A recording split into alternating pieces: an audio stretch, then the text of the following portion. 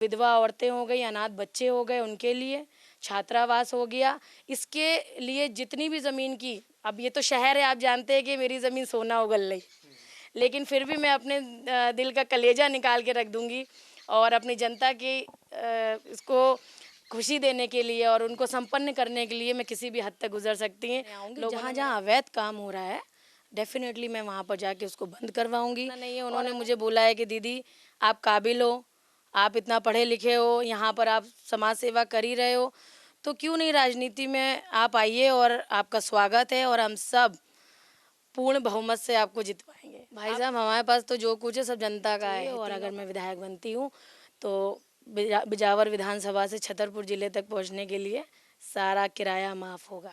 सीधी खड़ी बोली बोलनी आनी चाहिए, उनको इंग्लिश में बात करना आना चाहिए, उनको अगर दिल्ली में मंत्रियों से बात करनी है, ऊंचे लेवल पे बात करनी है, तो उनको पढ़ा लिखा होना अत्यंत आवश्यक है, नहीं तो आप अपनी जनता की पूर्ति नहीं कर पाएंगे। और ये भी वादा करती हूँ, यदि मैं विधायक नहीं बनती हूँ तो भी कैंप लगाए जाएंगे मेरी तरफ से, वहाँ पर एक वार्ड बॉय, नर्स और जो नए स्ट्रगलिंग कर रहे हैं, नए डॉक्टर्स हैं, उनको हम अपॉइंट करेंगे, उनको हायर करेंगे। मैं उन सभी महिलाओं को एक अच्छा रोजगार देना चाहती हूँ, लघु उद्योग देना चाहती हूँ, उनको पढ़ाना लिखाना चाहती हूँ और बहुत अच्छे तरीके से अपनी विधानसभा को सेटल करना चाहती थी। चल रही, मैं अच्छाई के लिए दबाव बनाती हूँ, सरकार पे भी बनाऊंगी, अपने किसी का के साथ कुछ गलत हो रहा है तो अच्छाई के साथ दबाव बनाना चाहती हूँ।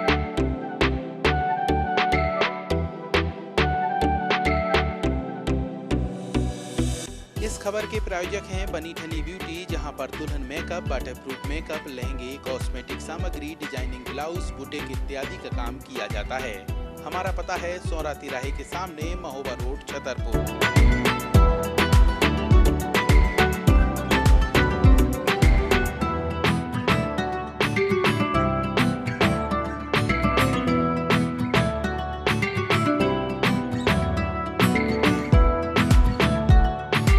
खास बात करने के लिए आज वरदान एक्सप्रेस की टीम पहुंची है छतरपुर जिले के बिजावर में, जहां पर हमारे साथ डॉक्टर कंचन शुक्ला मौजूद हैं और उनसे मुलाकात करेंगे। उसके पहले हम आपको बता दें, ये लेडीज़ ऐसी है जो निडर और निर्भीक होकर काम करती हैं और अगर दिन हो या रात हो उन्हें किसी भी प्रकार का डर नहीं होता, क्योंकि वह समाज सेवा करती हैं। लेकिन अब समाज सेवा से उनका सेकंड पड़ाव राजनीति पे शुरू हो चुका है, तो हम उनसे ही जानेंगे कि आखिरकार समाज सेवा से राजनीति में आने के पीछे की वजह क्या है और कैसे वो अपने संघर्ष को आगे ले जा रही हैं। कंचन जी, स्वागत है आपका वरदान एक्सप्रेस में। जी बहुत बहुत धन्यवाद। सबसे पहला हमारा सवाल यही है कि आपने जिस तरीके से हमने आपके बैकग्राउंड को जाना है कि आपकी शुरुआत समाज सेवा से हुई थी, अब कांग्रेस में शामिल हो चुकी हैं, राजनीति कर रही हैं, तो इसके पीछे रीज़न क्या है? जी रीज़न यही है कि लगातार गरीब जनता, खासकर किशनगढ़ क्षेत्र हो गया हमारा, आदिवासी लोग हैं वहाँ पर और किसान हैं, तो उनको किसी भी तरीके की कोई भी दिक्कत होती थी तो उनको थोड़ा सा डर लगता था कि भाई विधायक जी के यहाँ जाते थे तो संकोच होता था। दीदी सरल है, दीदी सरल है, उनसे बात की जा सकती है, अपने दिल की बातें बता देते हैं, अपने दिल का दुखड़ा मुझसे शेयर कर लेते हैं। तो जब हमारी बात होती है और जब मेरा सरल स्वभाव वो देखते हैं तो वो मेरे पीछे लग जाते थे कि दीदी ये काम है हमारा, आप मेरा ये काम करा दो, या कोई किसान है तो उसको कोई दिक्कत है, दीदी आप बोल दो। तो इन सारी चीज़ों को धीमे धीमे करते करते जनता ने मुझसे बोला कि भाई सारी चीज़ें हैं लेकिन पावर की भी ज़रूरत है। कभी कभी ऐसे केसेस आ जाते थे जो विवाद से घिरे हुए थे और मैं गई भी, थाने भी गई, एक अपना भाई है वहाँ भी मैं, उनका घर का कोई मैटर था, तो अब ये सब राजस्व के मैटर हैं, उसमें हम क्या कर सकते हैं भाई, मुझे इतनी नॉलेज नहीं, मैं तो जनता के बीच की हूँ, जनता के साथ हूँ, उनके इमोशंस को समझती हूँ, उनके लिए लड़ सकती हूँ, झगड़ सकती हूँ, लेकिन जहाँ पर ये काम आ जाते हैं लीगल, उसमें without power impossible. That's why I am thinking कि ज़रूरी है राजनीति। जिस तरीके से आपने बताया कि मैं बहुत सरल हूँ, लेकिन हम देखते हैं अक्सर कि आपके उग्र और तेजपन के जो स्वभाव हैं वो दिखने लगते हैं, तो इसके पीछे वजह क्या होती है, क्यों उग्र हो जाती हैं एकदम से? देखिए भैया, जो सत्य के साथ होता है वो उग्र ही होता है। अगर आप विरोध नहीं करेंगे, उग्र नहीं होंगे, तो सामने वाले को आपकी ताकत का अंदाज़ा नहीं होता। अगर हम किसी अधिकारी के पास जाते हैं, एसडीएम हैं, टीआई हैं, कलेक्टर हैं, एसपी भाई साहब हैं, तो आप जब पूरी ताकत के साथ उनके सामने बात रखते हैं अपनी, तो आपकी बात की एक वज़नदारी होती है। तो मुझे कभी भी निराशा नहीं मिली है। मैं अगर अपनी वज़नदारी से जाती हूँ, थोड़ा उग्र होके जाती हूँ, तो जनता, अपनी मासूम जनता के लिए जा रही हूँ, वो बेचारे आवाज़ नहीं उठा पाते। तो उनकी आवाज़ बनी हुई हूँ, और मुझे अभी तक कोई ऐसी बात सुनने को नहीं मिली कि मैं बहुत उग्र हूँ या गलत हूँ। बिल्कुल भी नहीं, अच्छाई के साथ हैं, उन लोगों का साथ दे रहे हैं, और हमारी सुनवाई होती है, हमारा काम होता है। तो ये उग्रता सिर्फ जनता के हित के लिए होती है क्या? जी, बिल्कुल, हित के लिए ही है, मैं पॉज़िटिव हूँ, यहाँ पर दबाव की राजनीति चलती रही है, तो यहाँ अच्छाई की राजनीति चल रही है। मैं अच्छाई के लिए दबाव बनाती हूँ, सरकार पे भी बनाऊँगी, अपने किसी का के साथ कुछ गलत हो रहा है, तो अच्छाई के साथ दबाव बनाना चाहती हूँ, ना कि बुराई के साथ। तो ये अब कांग्रेस में ज्वाइन हुई हैं, आपने सदस्यता ले ली है, इसके पीछे रीज़न क्या है? कहीं विधायक बनने का सपना तो नहीं देख रही? नहीं, मेरा सपना नहीं है, ये जनता का सपना है। मेरा सपना नहीं है, उन्होंने मुझे बोला है कि दीदी आप काबिल हो, आप इतना पढ़े लिखे हो, यहाँ पर आप समाज सेवा कर ही रहे हो, तो क्यों नहीं राजनीति में आप आइए, और आपका स्वागत है, और हम सब पूर्ण बहुमत से आपको जितवाएंगे। आप तो निर्दलीय लड़ जाओ, ये भी सुना मैंने लोगों से। खैर, एक विधायक बनने के लिए अगर पार्टी का सपोर्ट हो तो शायद बहुत आसान भी हो जाता है और जनता के काम भी आसानी से निपट जाते हैं, कुछ ऐसा भी रहता है शायद। देखिए भैया, आसान तो इस जीवन में कुछ भी नहीं है। बिना संघर्ष किसी को कुछ प्राप्त नहीं हुआ है, ये तो सत्य है। मेरा संघर्ष देख के ही पार्टी टिकट देगी। जो संघर्ष संघर्ष तो बड़ा भयानक रहा है, और सच मानिए तो जैसे मेरे साथ हुआ, मैं नहीं चाहती किसी और के साथ ऐसा हो। भू माफिया, ठेकेदारी तो चली रही है, उसके बारे में तो मैं नहीं बोलूँगी, भाई व्यापार है लोगों का, जो गलत हो रहा है उसके खिलाफ भी हैं हम। और कुछ चीज़ें वैश्यावृत्ति भी यहाँ पर प्रोमिनेंट हैं, तो मैं उन सभी महिलाओं को एक अच्छा रोज़गार देना चाहती हूँ, लघु उद्योग देना चाहती हूँ, उनको पढ़ाना लिखाना चाहती हूँ, और बहुत अच्छे तरीके से अपनी विधानसभा को सेटल करना चाहती हूँ। जिस तरीके से आपने कहा कि यहाँ पे महिलाओं को रोज़गार देना और जो लोग हैं उन्हें भी रोज़गार पे लगा देना, क्योंकि हम देखते हैं कि बुंदेलखंड में अक्सर लोग बेरोज़गारी को लेकर काफ़ी बातें करते हैं, बेरोज़गार भी होते हैं तो उन्हें रोज़गार नहीं मिल पाता है। आपके चुनावी कोई ऐसे मुद्दे होंगे जिसको लेकर आप जनता के बीच जाएंगी कि आप कुछ सुधार करेंगे, कुछ परिवर्तन कर पाएंगी विधानसभा में? अभी मुझे तो लगता है कि रोज़गार का मैटर तो मोदी जी से पूछना चाहिए कि आखिर उन्होंने क्यों नहीं बोला। मोदी जी की प्रॉब्लम में हम जनता पे क्यों थोप दी गई। भाई आप हर चीज़ इलेक्ट्रॉनिक करे दे रहे हैं। अरे हमारे मजदूर दिल्ली में काम करते थे, आधे से ज़्यादा पूरा किशनगढ़ हो गया, पूरा क्षेत्र मध्य प्रदेश का ही मजदूर दिल्ली में काम कर रहा है। आपने सारी चीज़ें मशीनरी कर दी, टच करो, ये करो, वो करो, फिर हम लोग क्या करेंगे, हमारी जनता क्या करेगी। भाई तो इस चीज़ से भी मैं सहमत नहीं हूँ कि बहुत ज़्यादा एडवांस टेक्नोलॉजी भी ठीक नहीं है। आप लघु उद्योग चलो हम कराएंगे, सब कुछ है, लेकिन रोज़गार भी बहुत ज़रूरी है। हर व्यक्ति के पास पैसा नहीं है, तो उसके खिलाफ मैं आवाज़ उठा रही हूँ, और पूर्ण कोशिश करूँगी, और यहाँ पर ऐसे ऐसे कार्य मैं कराऊँगी कि रोज़गार अपने आप मजबूरी में देना पड़ेगा उन्हें। स्वास्थ्य के लिए काफ़ी पीछे है बिजावर, इसको कैसे स्टॉप? डिमोशन हो गया है, हमारे अस्पताल का डिमोशन हुआ है, बड़ा दुख होता है हमें इस बात का। लेकिन आप अगर मुझ पे भरोसा किया गया तो यहाँ पर दिल्ली, बम्बई कहीं से भी कोशिश करके बड़ी बड़ी मशीनें आएंगी, अवश्य आएंगी, और अस्पताल की जो हालत है, आपको भी अच्छा लगेगा, गर्व होगा यहाँ की जनता को कि हमारी एक डॉक्टर दीदी थी, उन्होंने किया है यहाँ कार्य। अभी हमने आपका एक वो चुनावी कहें या ये कहें कि राजनीति का ये जो चिट्ठा है वो देखा है, तो ये हम शायद देख पा रहे हैं कि ये जो चिट्ठा है इसमें काफ़ी चीज़ें लिखी हैं। आपने रसोई की भी बात कही है, गांव-गांव में हॉस्पिटल की बात कही है, तो ये थोड़ा सा क्या है, क्या प्लान किया है? जी जी, प्लान ये है कि जब हमारे कमलनाथ जी अपनी सौगातें दे सकते हैं, तो क्या डॉक्टर कंचन दीदी अपने बिजावर की जनता को सौगातें नहीं दे सकती? दे सकती है ना। तो इसीलिए हमने अपनी सौगातें प्रिंट कराई है, जन जन तक पहुंचा रहे हैं हम, जिसमें रहेगा कि हर गांव में एक अस्पताल होगा, और ये भी वादा करती हूँ यदि मैं विधायक नहीं बनती हूँ तो भी कैंप लगाए जाएंगे मेरी तरफ से, वहाँ पर एक वार्ड बॉय, नर्स, और जो नए स्ट्रगलिंग कर रहे हैं, नए डॉक्टर्स हैं, उनको हम अपॉइंट करेंगे, उनको हायर करेंगे। दिल्ली से करें, कहीं से करें, यहाँ भी हमारे कॉलेजेस हैं, वो भी हम अब मेरा कार्य जारी रहेगा, मैं कुछ बनूँ ना बनूँ। दूसरा मैटर, अगर मैं विधायक बनती हूँ तो यहाँ निःशुल्क रसोई रहेगी। जैसे कि आप जानते हैं कि हमारे पज्जन भाई साहब भी कांग्रेस के विधायक रहे हैं और उनकी रसोई चल रही है, तो हमारी यहाँ की जनता, वो तो एक ज़िला है, ज़िले में तो संपन्न हैं लोग, मेन उस रसोई की ज़रूरत इधर थी। भाई यहाँ गरीब जनता है, यहाँ मजदूर हैं, यहाँ तहसील है हमारे घर के पास, यहीं कोर्ट है, यहीं बस स्टैंड है, यहीं वन विभाग है, डाक खाना है, थाना है।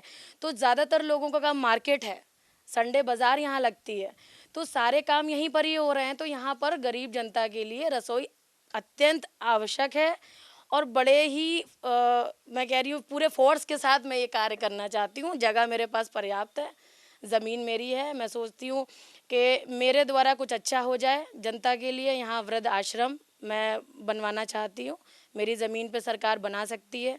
और विधवा औरतें हो गई, अनाथ बच्चे हो गए, उनके लिए छात्रावास हो गया। इसके लिए जितनी भी ज़मीन की, अब ये तो शहर है, आप जानते हैं कि मेरी ज़मीन सोना उगल रही, लेकिन फिर भी मैं अपने दिल का कलेजा निकाल के रख दूंगी और अपनी जनता की इसको खुशी देने के लिए और उनको संपन्न करने के लिए मैं किसी भी हद तक गुजर सकती हैं। लोगों ने मेरा पागलपन देख लिया है।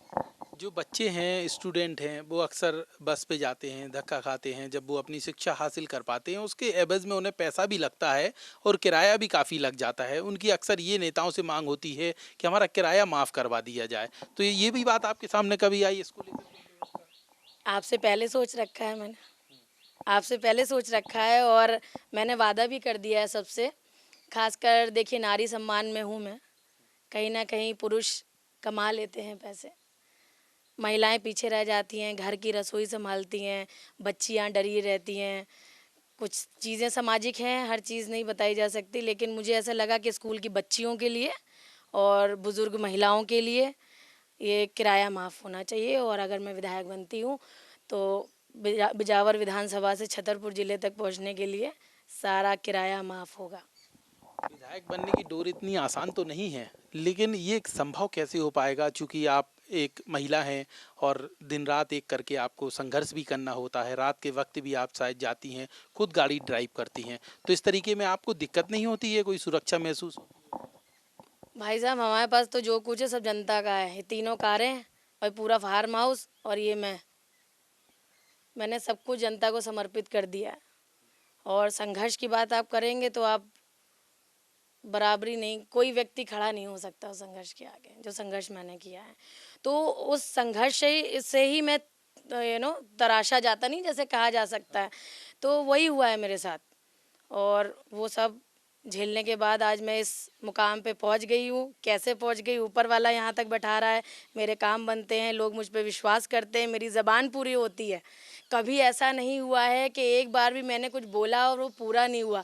मुझे लग रहा है कि मेरा असली काम तो विधायक बनने के बाद शुरू होगा। विधायक अभी नहीं बने तो मुझे लगता है मैं अभी ज़ीरो हूँ।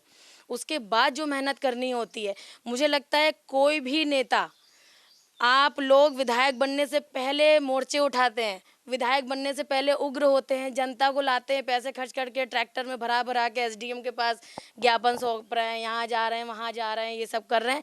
ये काम विधायक बनने के बाद का है, क्योंकि विरोध तो बाद में शुरू होगा। अगर मेरी फेवरेट अगर ये सरकार है, इस सरकार से मैं जनता के लिए लड़ूंगी। अगर जनता को कोई चीज़ चाहिए तो मैं उनसे बोलूँगी कि भाई ये मेरा काम करना चाहिए, इनको उसका लाभ प्राप्त हो, तो उसके लिए हम संघर्ष करेंगे और करते जा रहे हैं। मेन काम विधायक बनने के बाद शुरू होता है। हमारे विधायक लोग जब बन गए, कहीं का भी हो, वो बन गए, उसके बाद वो लोग अपने घरों में बैठ जाते हैं, जनता दुखी हो जाती है, लोगों से मुलाकात नहीं हो पाती है और ये सब तो बहुत भूल ही जाते हैं लोग के जनता के लिए कहीं ज्ञापन देना है, उनके लिए लड़ना है, उनके लिए विरोध करना है। राजनीति बहुत गंदी हो चुकी है और अब इससे ज़्यादा गंदी नहीं हो पाएगी। अब अच्छे और पढ़े लिखे लोग राजनीति में आएंगे और हमारे युवाओं का राजनीति में स्वागत है। मुझे 20,000 लोगों की टीम चाहिए। जो भी हमारे भाई लोग जुड़ना चाहते हैं, मैं अपना नंबर डिटेल्स सब आपको शेयर करूँगी, आप जुड़िए। बताइए, मैं ये जानना चाह रहा हूँ कि अब जिस तरीके से आप चुनावी मैदान में होंगी, आपके सामने बीजेपी होगी, आपको अगर कांग्रेस टिकट देती है तो आप कांग्रेस की एक प्रत्याशी के रूप में काम करेंगी। तो यहाँ की जनता का आपने चूंकि संकल्प ले लिया कि जनता के लिए आपको काम करना है, और इसके अलावा यहाँ पे सबसे बड़ी जो हमने अभी पिछले दिनों एक इंटरव्यू किए थे जनता के, तो उनका ये कहना था कि हमारे यहाँ शराब को लेकर हम लोग बहुत परेशान हैं, क्योंकि यहाँ पे अवैध शराब बहुत बिकती है। तो इस बात को लेकर उनकी पीड़ा बहुत है। तो इसको लेकर आप क्या कहना चाहती, किस तरीके से, किस नज़रिए से? अरे ये सब तो छोटी मोटी काम है हमारे लिए। जहाँ भी गलत या जनता के लिए तो बहुत बड़ा काम हाँ उनके लिए बड़ा काम है, क्योंकि क्या है कि अभी अब जो मेन प्रतिनिधि हैं आपके, तो उनका तो काम है ये। और व्यापारी आदमी को आप गलत बोल रहे हो तो बहुत गलत बात है। भाई वो व्यक्ति सही है, राजेश बबलू शुक्ला बिल्कुल सही व्यक्ति हैं, वो व्यापारी हैं। उनको अपना व्यापार, आप सोच रहे हो कि कोई व्यापारी अपना व्यापार, एक व्यापारी के लिए उसका खुदा होता है, और आप कह रहे हैं कि आप अपने भगवान की पूजा ना करें, अपने हम भगवान को व्यापार छोड़ पे दें। एलिगेशन नहीं लगा रहे, लेकिन ये कह रहे हैं कि जो जनता कहती है कि इलीगल जो शराब बिकती है उस पे रोक लगनी चाहिए, जो विधायक नहीं लगा पाते हैं। ऐसी बात अभी पिछले इंटरव्यू में भी सामने आई थी, हमारे खुद जो चैनल है उस पे लोगों ने कहा था कि जो अवैध शराब है वो घर घर बिक रही है, डब्बों पर बिक रही है, इसको नहीं रोक पा रहा है। नहीं नहीं नहीं, ये बिल्कुल गलत है। ये इस चीज़ में मैं पूरा आपका मैं मान रही हूँ, सत्य है। और इस चीज़ के लिए मैं उग्र होके सामने आऊँगी। जहाँ जहाँ अवैध काम हो रहा है, डेफिनेटली मैं वहाँ पर जाके उसको बंद करवाऊँगी। और अगर मैं कुछ बन जाती हूँ तो फिर तो भूल ही जाइए, ये सब तो होना नहीं है। कोई गलत काम नहीं होगा विधानसभा में। दूसरी बड़ी बात है कि शराब तो ठीक है, आपने बता दिया कि अवैध नहीं बिक पाएगी। इसके अलावा जब जनता ये भी कह रही थी कि इस बार जो विधायक होगा वो हमारा पढ़ा लिखा और योग्य होना चाहिए, क्योंकि जब हम अगर कहीं पे जाते हैं तो हम अपनी बात बताते हैं, हमारा विधायक विधानसभा से हमारी बात तो वजनदारी से रख पाए। उम्मीद ऐसी कर रहे हैं जनता। तो इसको लेकर, जैसे आप पढ़ी लिखी हो, तो इसको लेकर क्या जनता के लिए कर पाएंगी और कैसे? बिल्कुल कर पाऊँगी। हम जानते हैं हमारे यहाँ की भाषा है बुंदेलखंडी। हम अपनी जनता में उनसे बात कर सकते हैं, हाउ अपनी सारी चीज़ें रख सकते हैं, बुंदेलखंडी में बात कर सकते हैं, लेकिन हमारे प्रतिनिधि को सीधी खड़ी बोली बोलनी आनी चाहिए। उनको इंग्लिश में बात करना आना चाहिए। उनको अगर दिल्ली में मंत्रियों से बात करनी है, ऊंचे लेवल पे बात करनी है, तो उनको पढ़ा लिखा होना अत्यंत आवश्यक है, नहीं तो आप अपनी जनता की पूर्ति नहीं कर पाएंगे। तो इसीलिए मैं कहती हूँ कि मैं क्लासेस चलाऊँगी, इंग्लिश की क्लासेस चलाऊँगी हर गांव में मुफ्त। और पूरा पूरा मुझे सब कुछ मेरे दिमाग में है कि मुझे क्या करना है। जिस तरीके से कांग्रेस आपको टिकट दे, ये तो विचार करेंगे कमलनाथ जी और आला कमान। अगर मान लो कांग्रेस ने यहाँ से किसी और को टिकट दे दिया, तो फिर कंचन शुक्ला का क्या अगला कदम? देखिए, ये तो सौभाग्य होगा अगर टिकट मिलेगा तो बिजावर विधानसभा का। अगर मुझे टिकट नहीं मिलता है तो एक बार और बिजावर विधानसभा पिछड़ जाएगी, फिर से अनाथ हो जाएगी। और सच में ये तो बहुत ही अजीब सी बात हो जाएगी, और मुझे नहीं लगता कि कमलनाथ जी टिकट नहीं देंगे। मैं तो अपनी काबिलियत पे टिकट मांग रही हूँ, अपने इरादों, नेक इरादों पे और सच्चाई के साथ खड़ी हूँ। तो मुझे नहीं लगता कि मुझे टिकट नहीं दिया जाएगा, और यदि नहीं दिया जाता है तो मैं समझ जाऊंगी कि अभी कलयुग चल रहा था, अब घोर कलयुग आ गया। इरादे नेक हैं और पक्के वादे हैं, इसीलिए कंचन शुक्ला को उम्मीद है कि कांग्रेस इन्हें टिकट देगी और आगामी जो विधानसभा चुनाव 23 का होगा उसमें कंचन शुक्ला कांग्रेस से उम्मीदवार हो सकती हैं, ऐसा उनका कहना है। और जनता उन्हें भरोसा जता रही है। तमाम चीज़ों को लेकर इनके मार्केट में और फील्ड पे जाना लगातार निरंतर जारी है। लोगों की समस्याएं भी आ रही हैं, जिसको भी वह सुनती हैं। और ऐसा उनका कहना है कि हमारे घर पर भी रोज़ाना सुबह के वक्त लोग आते हैं, अपनी समस्या सुनाते हैं। जितनी हो पाती है मैं पूरी कर देती हूँ, और अगर विधायक बनूंगी तो सारी समस्याएं दूर कर दूंगी। कैमरामैन राहुल माली के साथ मैं लोकेश चौरसिया, वरदान एक्सप्रेस।